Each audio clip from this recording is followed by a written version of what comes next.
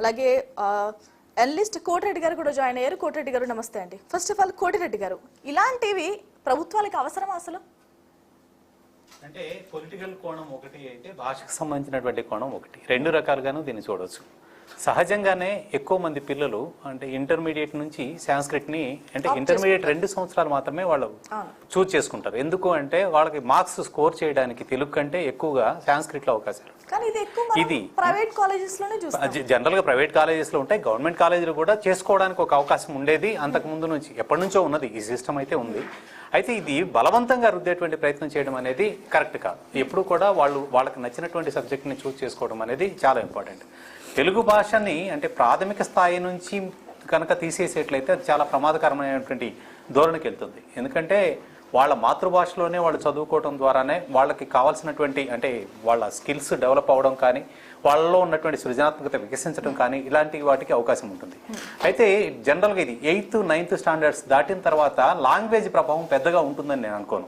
ఇప్పుడంతా కూడా అంటే కాంక్రీట్ జంగిల్స్ అయిపోయినాయి, స్కూల్స్ అన్ని కూడా కార్పొరేట్ అయిపోతున్నాయి, వాటి మధ్య కూర్చొని చదువుతున్నారు, పిల్లల్లో మానసికంగా వికసిస్తున్నారని మనం చెప్పుకునేటువంటి పరిస్థితులు ఏమి లేవు. వాళ్ళు పూర్తిగా ఒక రకమైనటువంటి బలవంతంగా రుద్దుతున్నటువంటిది, అంటే ఒక రకంగా చెప్పాలంటే వాళ్ళని కూర్చోబెట్టి రుబ్బేస్తున్నారు. ఖచ్చితంగా ఇది చదవండి, అది ర్యాంకులతోటి ముడిపెట్టేసి వాళ్ళ జీవితాన్ని ముడిపెట్టేశారు. ఇప్పుడు ఈ సాంస్క్రిట్ని తీసుకోవడం వల్ల కూడా ఈ ర్యాంకుల ప్రభావం ఇది ఉంటుంది.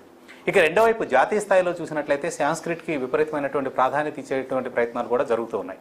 అందులో భాగంగా అంటే అది బీజేపీ వెర్షన్ కావచ్చు లేదా ఇక్కడ వీళ్ళ వెర్షన్ కావచ్చు, లోకల్గా కూడా అలాంటి అభిప్రాయాలు వస్తూ ఉన్నాయి. దీనికి ప్రధానమైనటువంటిది హిందుత్వ నినాదం బాగా పెరిగిన తర్వాత మనకు సంబంధించినటువంటి పురాణాలు, ఇతిహాసాలు అన్నీ కూడా సాంస్క్రిట్లో ఎక్కువగా కనిపిస్తున్నాయి. కాబట్టి సాంస్క్రిట్ని రుద్దేటువంటి ప్రయత్నాలు ఎక్కువగా జరుగుతున్నాయి. సరే, దాన్ని అంటే వీళ్ళు చూజ్ చేసుకున్నంత మాత్రాన ప్రమాదం జరుగుతుందని మనం చెప్పలేం. కానీ తెలుగు భాషని అంటే వాళ్ళకి అంటే పిల్లలకి వాళ్లే చూజ్ చేసుకునేటువంటి ఒక అవకాశం కల్పించాలి తప్పితే బలవంతంగా ఈ లాంగ్వేజ్లో మాత్రమే మీరు చదవండి అని చెప్పేటువంటిది ఎప్పుడైనా ప్రమాదకరం. ఇప్పుడు మనం జాతీయ స్థాయిలో చూసుకున్నట్లయితే ఈ దేశానికి ప్రధాని అయినటువంటి వ్యక్తి ఆయన సొంత భాషలో మాతృభాషలోనే చదువుకొని ప్రధాని అయ్యారు. ఆయన గుజరాతీలోనే చదువుకున్నారు. అలాగే ఈ దేశానికి గొప్ప సైంటిస్ట్గా ఉండి రాష్ట్రపతి అయినటువంటి అబ్దుల్ కలాం కూడా ఆయన సొంత లాంగ్వేజ్లు చదువుకున్నారు. మన దగ్గర నుంచి ఇప్పుడు వైస్ ప్రెసిడెంట్ అయినటువంటి మొన్నటి వరకు ఉన్నటువంటి వెంకయ్యనాయుడు గారు కూడా ఆయన తెలుగు మాధ్యమంలోనే మామూలు వీధి బడులు చదువుకునే ఇదయ్యారు. అంటే జాతీయ స్థాయిలో ఇంత పెద్ద నాయకులందరూ కూడా వీధి బడుల్లో కేవలం మామూలు సొంత మాతృభాషల్లో చదువుకొని ఈ స్థాయికి ఎదిగారు. సో భాష అనేది ఇంపార్టెంట్ కాదు. మీకు ఇంకొకటి కూడా చెప్తాను. ఇప్పుడు అంటే ఇంగ్లీష్ కంట్రీస్ తీసేయండి, యూకేను, కెనడా వీటి వరకు తీసేస్తే మిగతా దేశాలకు సంబంధించి జపనీస్ కానివ్వండి, ఫ్రాన్స్ కానివ్వండి, లేదంటే జర్మనీ కానివ్వండి, చైనా కానీ ఆ దేశం నుంచి ఎంత పెద్ద ప్రతినిధి వచ్చినా సరే ఈ దేశంలో వాళ్ళ భాషలోనే మాట్లాడతారు.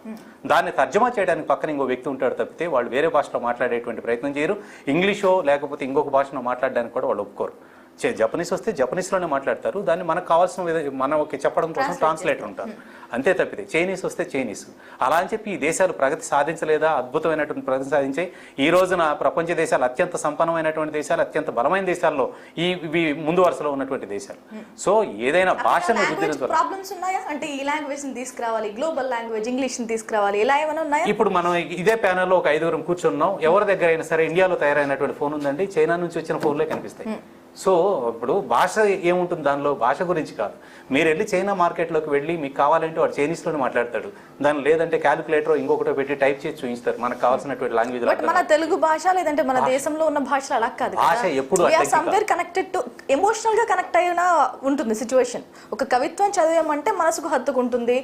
అలా అది కదా. ఇప్పుడు మాతృభాషలో ఉన్నటువంటి ఆ మాధుర్యం వాళ్ళు ఎవరు వదులుకోవడం లేదు, మనమే వదులుకుంటున్నాం. ఇప్పుడు నేను అంటుంది కూడా అదే పూర్తిగా. ఇప్పుడు చైనీస్ చదివి జపనీస్ లో మాట్లాడుతూ ఉంటే మనం మాత్రం తెలుగు వదిలేసి ఇంగ్లీష్ లోకి పోతున్నాం. లేదు అంటే ఇప్పుడు సాంస్క్రిట్ అంటున్నాం.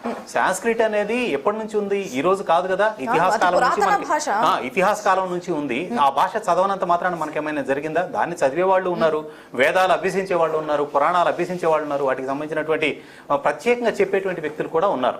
సో అది నేర్చుకోవాలి. సాంస్క్రిట్ పండిట్లు అవ్వాలనో లేదా సాంస్క్రిట్ నేర్చుకోవాలనో వీళ్ళు చేసుకునేటువంటి పిల్లలు చూజ్ చేసుకునేది అయితే నాకు తెలిసినంత వరకు 99, 100కి 100 మార్క్స్ తీసుకునేది ఉండేది. జూనియర్ ఇంటర్లో 100కి 100 వస్తే సెకండ్ ఇయర్లో ఒక 2-3 మార్కులు తగ్గుతాయేమో కానీ వాళ్ళకి తెలుగులో అయితే అది రాదు జనరల్ గా 70-75కి వచ్చేప్పటికి కట్ ఆఫ్ అయిపోతుంది. ఇలాంటి పరిస్థితి ఉంటుంది కాబట్టి వాళ్ళు చూస్ చేసుకుంటారు తప్పితే అంతకు మించి దానికి ప్రాధాన్యత ఉంటుందని నేను అనుకోను. ప్రభుత్వాలు వాళ్ళ కోణంలో దీన్ని రుద్దేటువంటి ప్రయత్నం చేయడం కంటే పిల్లలకి ఆ ఆప్షన్ ఇచ్చేస్తే బెటర్ అని. రైట్ అండి. మనతో పాటు వారంలో జాయిన్ అవుతున్నారు తెలుగు భాషా సమైక్య అధ్యక్షులు గారపాటి ఉమామహేశ్వరరావు. నమస్తే అండి ఉమామహేశ్వరరావు గారు. First of all me first reaction ఏంటి? తెలుగుని కాదని సాంస్క్రిట్ని తీసుకురాబోతున్నారు 150 ప్రభుత్వ జూనియర్ కళాశాలలో, అంటే మీరేమనుకుంటున్నారు అసలు?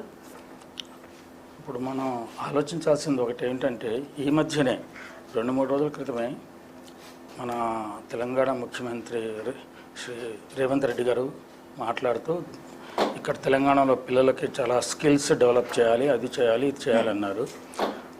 దాంతోపాటుగా వారు ఏమన్నారంటే, ఇక్కడ అది ఇవాళ ఆధునిక యుగంలో ఉన్నాం మనందరం. ఆధునిక యుగంలో ఉన్నప్పుడు మాతృభాషల ద్వారా మనకి ఏదైనా సరే ఒక జ్ఞాన సముపార్జన చాలా తేలిగ్గా జరుగుతుంది. నన్ను ఎవరో కొట్టిపారేయట్లేరు. ఈవెన్ యునెస్కో వాళ్ళు కూడా అదే చెప్తున్నారు. ప్రతి సంవత్సరం ఏటా మనం అంతర్జాతీయ మాతృభాష దినోత్సవాన్ని కూడా జరుపుకుంటున్నాం ఈ మధ్యనే. ఆయన ఏమన్నారంటే, వీళ్ళకి స్కిల్స్ ఇవి డెవలప్ చేయాలి అంటే ప్రథమంగా ఏమొచ్చి ఉండాలి? ఒక తెలిసిన భాష బాగా తెలిసి ఉండాలి కదా. వచ్చిన భాష, అమ్మ దగ్గర నేర్చుకున్న భాష, ఇంట్లో నేర్చుకున్న భాష, చుట్టుపక్కల అన్నదమ్ములు, అక్కచెల్లెళ్ళు, బంధువర్గం, సమాజం చుట్టూతో ఉన్న భాష తెలుగు భాష. తెలుగు భాషలో ఎలాంటి జ్ఞానాన్ని నేర్చుకోకుండా స్కిల్స్ ఎలా, కౌశలాలను ఎలా మనం అభివృద్ధి చేసుకోగలుగుతాం? ముందు అసలు మీకు భాష ఒకటి తెలిస్తే దాంట్లో కౌశలాల గురించి మనం మాట్లాడుకోవచ్చు. అసలు అదే రాకుండా ఇంగ్లీషో, సంస్కృతమో, ఫ్రెంచో, జర్మనో ఇట్లా ఈ ప్రపంచ భాషలని మీరు అంటున్నారే ఏదేదో గ్లోబల్ లాంగ్వేజ్ అని, అలాంటివి ఏమీ లేవు. గ్లోబల్ లాంగ్వేజెస్ అంటూ, ఇంటర్నేషనల్ లాంగ్వేజెస్ అంటూ ఏమీ లేవు. అది ఒక మనకు భ్రాంతి. దాని వల్ల మన మాతృభాషలు ఉన్నాయి.